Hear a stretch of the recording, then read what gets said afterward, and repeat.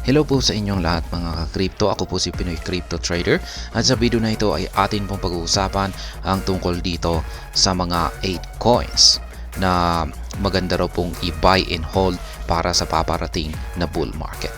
Kaya yan, sabi rito ay 8 coins making big news to buy and hold for bull market. Kaya yan na nga yung sinabi ko kanina. Ang mga 8 coins daw po na ito ay pinagkakaguluhan daw po sa mga balita ngayon sapagkat ang mga ito ay ito raw yung magandang bilhin at saka i-hold para sa paparating na bull market. At syempre ang dahilan ay yung mga 8 coins daw na po ito ay siyang magbibigay ng magandang performance or malaking kita sa mga investors nito. At ayan, bago po natin kilalanin kung ano yung mga 8 coins na yan, ay nais ko lamang po munang bigyang linaw ang aking disclaimer kung saan ang nilalaman po ng video na ito ay hindi po ito isang financial advice. For education and information purposes lamang po ang layunin nito. Maliban po dito ay nais ko na rin pong magbigay pabala na wala pong kahit anumang group chat ang Pinoy Crypto Trader. Yan, sabi rito ay crypto analyst channel Altcoin Daily has pinpointed 8 tokens that they insist crypto enthusiasts should include in their portfolios, emphasizing that this may be their final opportunity to acquire them. Kaya yan, sino bang nanonood sa inyo?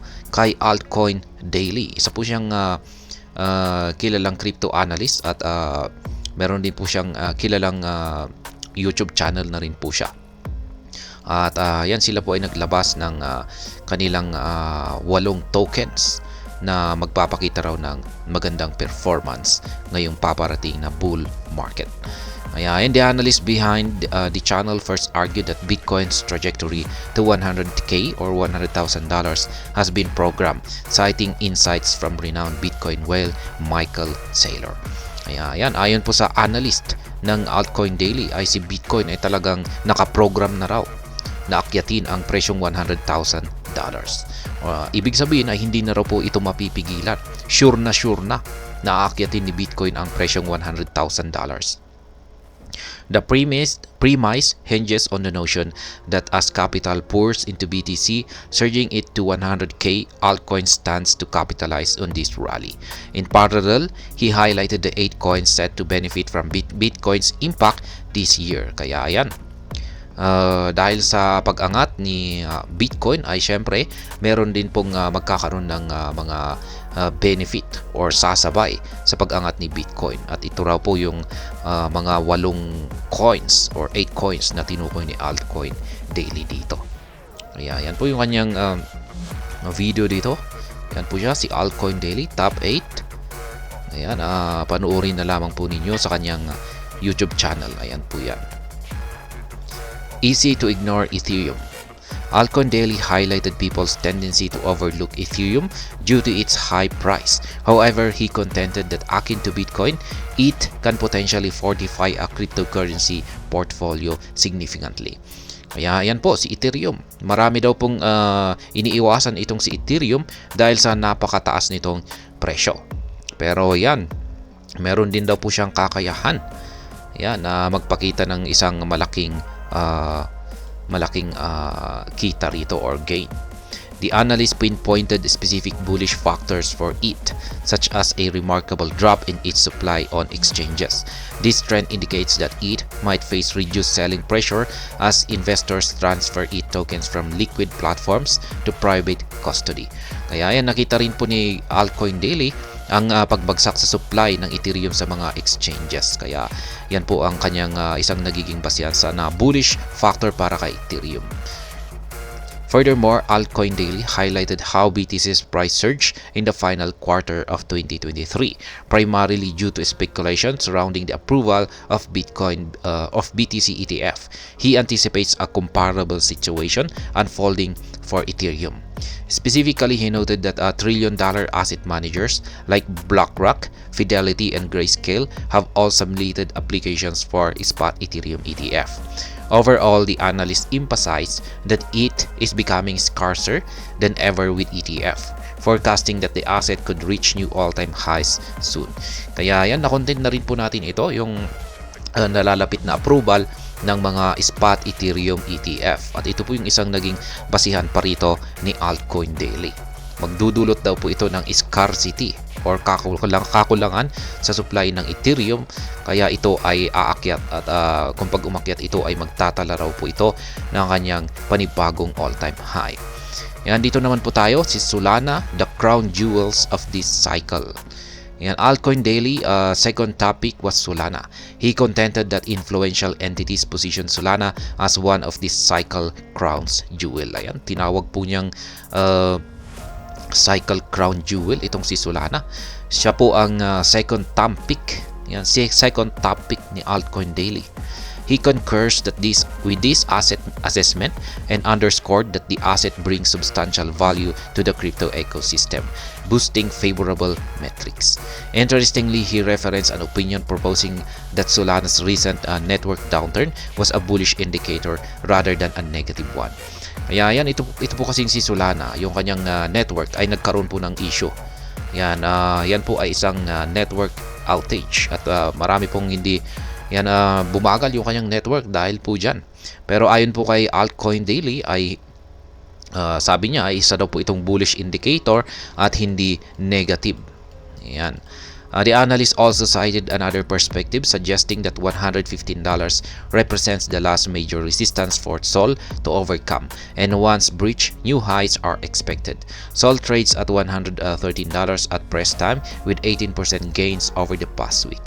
Yan, meron na lamang pong isang natitirang resistance itong si Solana ayon po kay Altcoin Daily, at ito po ay nasa presyong $115.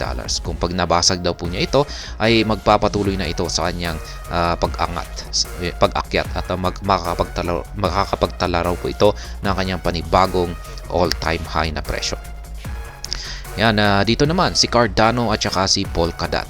Thirdly, the crypto YouTuber favored Cardano, asserting that it operates with unique approach. He noted that ADA merits inclusion in the list due to its noteworthy characteristics. Yan, pinili po ni Altcoin Daily itong si Cardano bilang kanyang third na top pick dahil daw po sa kakaiba nitong katangian. Meanwhile, he pointed out Cardano utilizes Polkadot's SDK and those of other chains, such as Cosmos. He highlighted that Cardano is making its presence felt across various aspects of the crypto market. Kaya yan, dagdag pa ni Altcoin dito ay gumagamit daw po kasi itong si Cardano ng mga ibang mga chains, katulad po ng SDK ni Polkadot, yan, at saka si Cosmos. In parallel, Polkadot secured the fourth spot on Altcoin Daily's top pick list, with the analyst noting a significant catalyst on the horizon.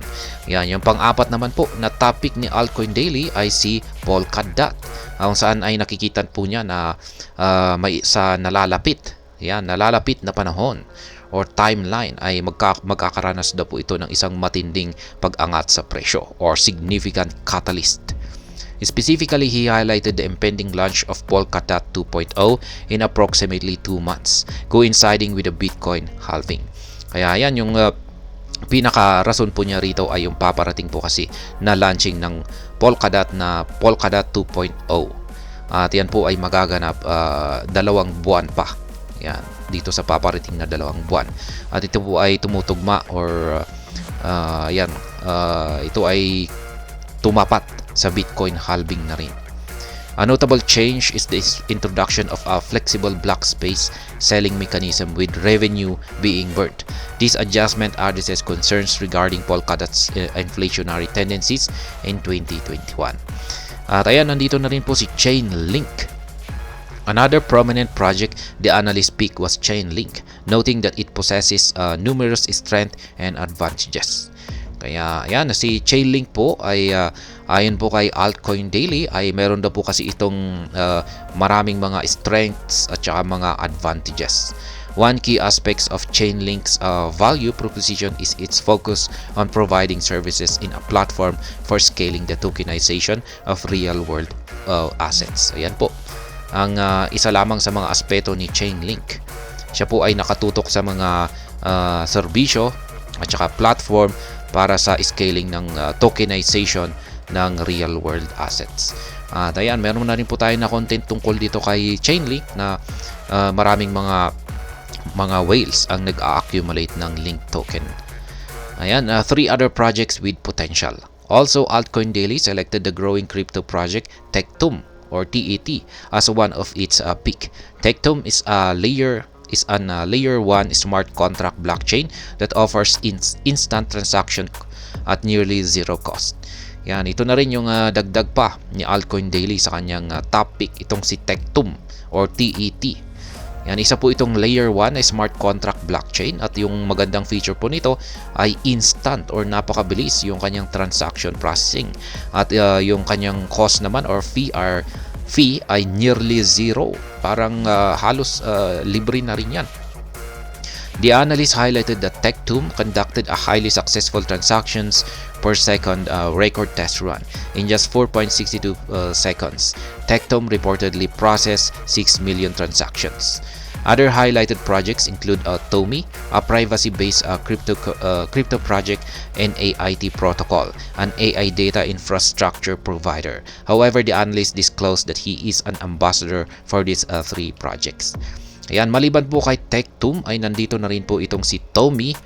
Yan, isa pong privacy-based na crypto project at saka si AIT Protocol na isang AI data infrastructure provider.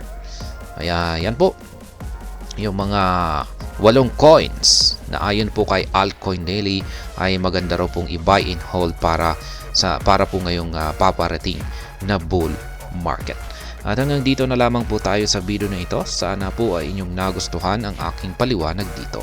Kung inyo po itong nagustuhan ay pakiclick lamang po ang like button nito.